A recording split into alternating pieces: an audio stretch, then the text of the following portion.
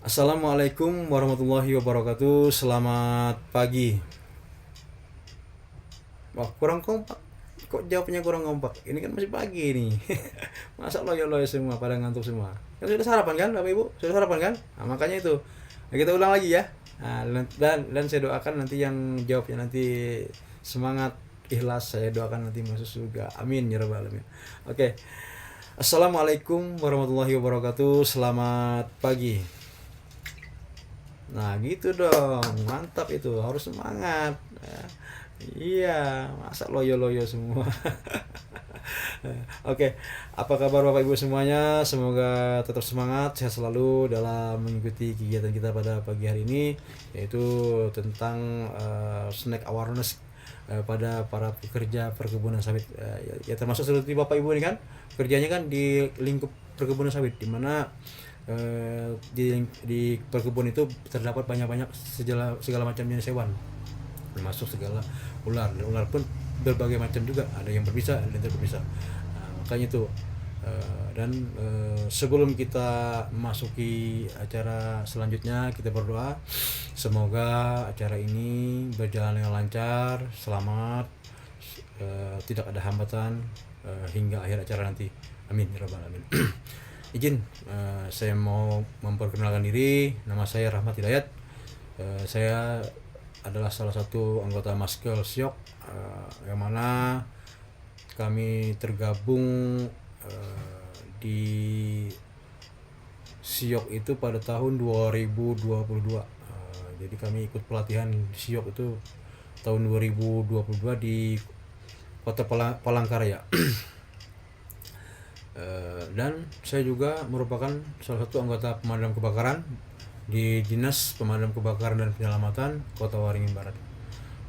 Dan juga saya di Damkar itu termasuk juga di tim di Animal Rescue. Jadi makanya saya dan teman-teman kemarin ikut pelatihan di Siok untuk menambah ilmu, untuk menunjang pekerjaan kami di pemadam kebakaran.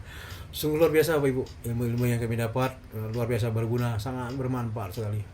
Sangat beruntung kami kemarin mengikuti pelatihan itu. Karena sangat menunjang, sangat membantu sekali dengan pekerjaan kami di pemadam kebakaran.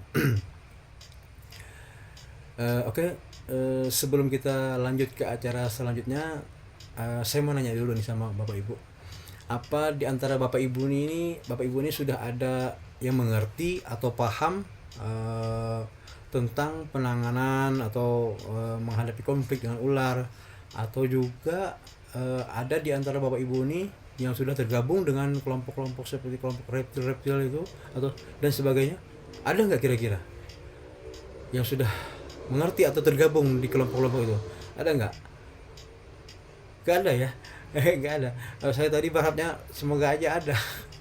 Jadi kita kalau ada dan banyak yang ikut tergabung ataupun yang banyak memahami, ya kita percepat aja acara kita nih biar cepat selesai, ya kan? Bapak Ibu ingin cepat selesai juga kan? Oke, bercanda Bapak Ibu. Ya. Eh, Lanjut kita ke materi selanjutnya, yaitu pernah atau bahkan sering kita mendengar metode-metode orang-orang zaman dulu. Kalau ada korban gigitan ular, banyak cara-cara yang tidak ilmiah, itu ya mitos, anggaplah itu mitos yang masih dipakai oleh orang-orang tua zaman dulu.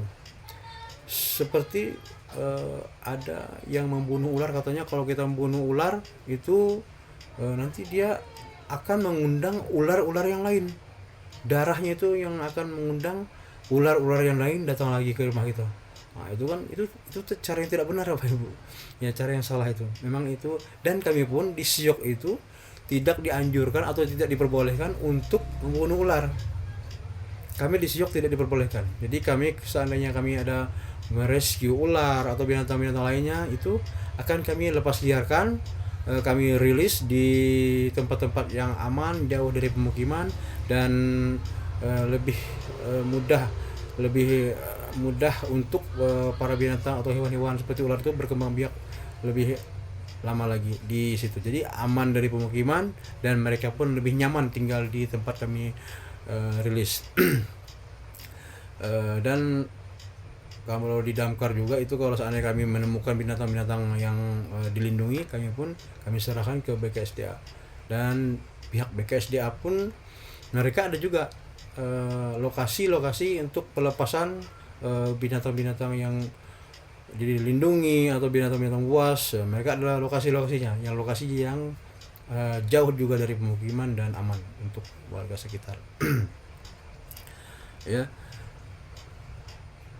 tadi apa tadi, sampai ya membunuh ular, ya membunuh ular, nanti darahnya itu bisa mengundang ular-ular yang lain. Nah itu ada lagi itu katanya ular itu pendendam. Jadi dia bisa mengenali siapa orang yang pernah mengganggu dia tuh, dia bisa mengenali. Nah, itu enggak itu enggak masuk akal lagi itu, ya. Eh, dan ada juga itu apa yang kalau ular masuk ke rumah itu katanya akan mengundang bencana, musibah katanya. Wah ini ada, wah hati-hati, itu ular masuk rumah kamu, nanti sebentar lagi kamu dapat musibah. Nah itu kan nggak masuk akal semua itu, Bapak Ibu, ya. Itu anggapan-anggapan orang-orang zaman dahulu, ya, karena minimnya ilmu pengetahuan tentang ular ini, tentang kajian-kajian ular ini. Makanya kita seperti Ibu ini harus wajib itu ikut seperti pembelajaran seperti wajib. Jadi agar menambah pengalaman kita, ilmu kita lebih baik lagi. Dan satu lagi, ada yang paling ekstrim itu. Kenapa saya bilang paling ekstrim? Karena bahkan sampai saat ini pun masih dipakai para warga-warga itu. Katanya kalau ada korban gigitan ular berbisa, si korban ini tidak boleh bergerak. Jadi tidak boleh bergerak. Di mana dia digigit ular berbisa, dia harus tinggal dan diam di situ sampai sembuh. Wah itu makanya saya bilang ekstrim, ya. Nanti ya kalau dia kegigitnya di sawah, ya dia harus tinggal di sawah. Kalau nanti dia kegigitnya di kolong rumah, ya tetap dia di kolong rumah, nggak boleh bergerak. Yang ekstrim, yang parahnya lagi, nanti seandainya pas musim banjir katanya kan, di sini kan apalagi Kalimantan kan sering terjadi banjir kan. Nah makanya itu takutnya nanti pas dia gigit waktu posisi banjir, ya berendam terus itu kan ekstrim, ngeri kan. Ya makanya saya bilang itu paling ekstrim. Nanti kalau sakit perut gimana itu kalau banjir, ya. Makanya itu mitos sih, Bapak Ibu. Itu cara-cara yang tidak benar, ya. Tapi memang ada di antara metode-metode orang-orang zaman itu ada hampir kemiripan dengan cara-cara yang kita pakai di Siok itu kan, yang diajarkan di Siok itu, dengan cara seandainya kan kita ada korban yang tergigit ular, ibarat umpamanya di tangan sini ada tergigit ular, jadi tangan ini tidak boleh digerakkan, ya, tidak boleh digerakkan. Jadi dari otot bahu ini sampai ke telapak tangan tidak boleh bergerak seperti ini, tidak boleh digerakkan. Di mana yang mendekati dengan luka gigitan itu tidak boleh digerakkan. Nah, jadi supaya lebih selanjutnya kan kalau ular berbisa itu kami dianjurkan untuk dibidai. Nah, nanti dikasih alat seperti orang patah tulang itu kan, Bapak Ibu, yang seperti itu. Nah, jadi ada kesamaan lah. Kemungkinan zaman dulu itu boleh jadi yang ular yang menggigit itu ular yang tidak berbisa atau yang berbisa menengah. Nah, itu mungkin. Jadi berapa hari kemudian dia sembuh. Nah, makanya seperti ini caranya nih, benar ini kata mereka zaman dulu, orang-orang zaman dulu tuh. Benar nih cara penanganan gitu ular. Karena berapa hari kemudian sembuh. Nah, kita nggak tahu. Ataupun mereka kan zaman dulu kan ya belum ada yang mengetahui ular ini apa, belum tahu kan bisanya seperti apa. Nah, jadi mereka menganggap itu cara-cara yang benar, padahal itu adalah semua mitos, tidak benar. Nah, ya saya anggap kata tadi kemungkinan ular yang tidak berbisa makanya sembuh, ya. Nah, oke. Bapak Ibu, sampai di sini ada yang mau ditanyakan, silakan. Ada ditanyakan? Nggak ada, ya. Wah, mantap, berarti semua menyerap semua nih, apa yang saya berikan, saya sampaikan tadi menyerap semua. Oke, mantap. Lanjut kita ke cara-cara penanganan gigitan ular. Gigitan ular tuh ada gigitan ular yang tidak berbisa, ada yang berbisa menengah, dan ada yang berbisa tinggi. Kalau tidak berbisa, kita bersihkan area luka itu, kita bersihkan. dengan air bersih, kasih antiseptik segala macam, dikasih betadine dan di plaster sama kain kasa dan sebagainya. Nah, insya Allah itu akan sembuh. Nah, cuman ada juga yang tidak berbisa, tapi gigitannya bisa mengakibatkan kita dibawa ke rumah sakit, karena akibat gigitannya itu anggota tubuh kita ini yang tergigit itu lukanya makin menganga, makin melebar. Karena apa? Itu biasanya ular piton. Karena apa? Karena kalau kita digigit ular piton, jangan sekali-kali kita melawannya. Jangan kita tarik. Kalau kita digigit ular piton, jangan sekali-kali kita melawan atau menarik tangan kita, jangan. Biarkan aja, Bu. Kita cari air. Caranya dengan cara melepaskan gigitnya itu dengan cara cari air, kita rendam kepala ular piton itu, kita rendam air dan dia akan melepaskan gigitnya. Nah, begitu. Makanya itu saya bilang tadi bisa ular yang tidak berbisa dan bisa membawa kita ke rumah sakit, karena ularnya gigitannya bisa merobekkan kulit daging kita ini, ya. Darahnya pun banyak keluar. Nah, itu ular tidak berbisa juga, tapi gigitnya bisa membahayakan karena menganga lebar kalau kita melawan menariknya, ya. Oke, lanjut lagi ke penanganan ular yang berbisa menengah. Kalau yang berbisa menengah sama juga, kita bersihkan dulu area lukanya itu. Itu untuk satu jadi catatan, itu kita harus tahu juga itu apakah memang ular berbisa menengah atau berbisa tinggi. Nah, anggaplah ini kan kita tahu, ya kan, kita tahu ini bahwa ini berbisa menengah, jadi kita bersihkan, kita kasih betadine, kita tetap tenang, makan yang bergizi, daya tahan tubuh harus kuat, istirahat yang cukup, insya Allah nanti beberapa hari kemudian akan sembuh. Nah, itu karena bisa ular gigitan yang berbisa menengah itu bisanya keluarnya lewat keringat kita dan air kencing. Itu keluarnya bisanya itu melalui keringat kita dan air kencing kita, ya. Nah, dan oke, kita lanjut lagi ke gigitan ular yang berbisa tinggi. Adapun untuk yang gigitan berbisa tinggi itu kita perlu hati-hati, perlu penanganan yang benar-benar serius, karena ancamannya itu nyawa. Kalau ular yang berbisa tinggi itu ancamannya nyawa, kalau kita salah penanganan bisa nyawa kita melayang, ya.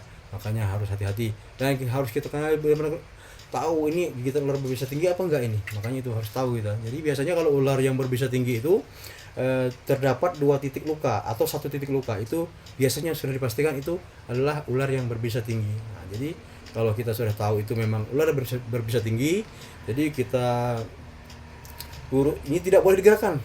Tangan dia atau kaki kita ini tidak boleh digerakkan, yang dimana otot-otot di dekat luka itu tidak boleh digerakkan. Seandainya kita digigit di sini tadi kan, jadi ini nggak boleh digerakkan gini, karena itu bisa, kalau kita banyak pergerakan nanti bisanya cepat menyebar ke saraf-saraf ke dalam tubuh kita. Nah, itu yang cepat mengakibatkan kematian. Makanya hati-hati kalau penanganan ular gigitan ular yang berbisa tinggi. Jadi setelah kita uruskan, kita bidai. Bapak Ibu tahu dengan bidai kan? Ya, seperti orang penanganan orang patah tulang itu. Nah, itu sama itu. Jadi kita kasih kayu atau biasa bambu atau pelepah pisang juga. Pelepah pisang tuh bisa juga itu. Nanti diketali. Setelah selesai semuanya, ini dibidai, segera, jangan tunggu lama-lama lagi, langsung ke rumah sakit, bawa ke rumah sakit. Jangan berdebat lagi, oh ini cara, gak usah, jangan dengerin omongan-omongan yang warga-warga seandainya orang banyak, gak usah, langsung aja setelah dibidai langsung bergegas ke rumah sakit. Itu tindakan yang tepat dan aman. Insya Allah nanti kalau kita benar-benar langkah-langkahnya tepat, benar, insya Allah korban itu akan tertolong dan selamat. Ya, semuanya, segala sesuatunya yang Maha Kuasa yang menentukan. Kalau memang sudah waktunya selamat ya, kalau enggak selamat ya innalillahi wa inna ilaihi raji'un. Ya, oke Bu, semoga Bapak kita semua, terutama untuk Bapak Ibu ini tidak adalah, mudah-mudahan tidak ada korban-korban gitu ular, ya. Amin ya rabbal alamin. Oke, sampai saat ini ada nggak yang ditanyakan? Kira-kira terserah tentangnya ya, seputar ular gak apa, atau lain dari ular gak bisa juga, yang penting tentang binatang lah, karena di sini kan memang banyak, bukan hanya ular aja di sini kan, banyak segala tupai, segala macam dahan katanya ada juga. Nah, silakan. Gak ada? Oh, mantap, alhamdulillah, berarti semua memahami apa yang saya sampaikan tadi. Oke, terima kasih. Cukup sampai di sini kegiatan kita pada pagi hari ini. Semoga bermanfaat apa yang saya sampaikan ini dapat menjadi ilmu bagi Bapak Ibu semua, dan dapat diterapkan dimanapun Bapak Ibu berada.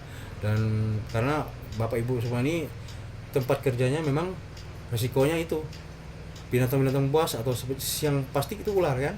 Nah makanya itu ingat Bapak Ibu, kalau mau kerja jangan lupa pakai safety ya. Biasa ke sepatu kan, nah sepatu buat itu harus digunakan karena itu lebih melindungi diri kita lagi ya. Oke, terima kasih. Mohon maaf sebelumnya kalau bila ada kata yang saya kurang berkenan, mohon dimaafkan. Wassalamualaikum warahmatullahi wabarakatuh.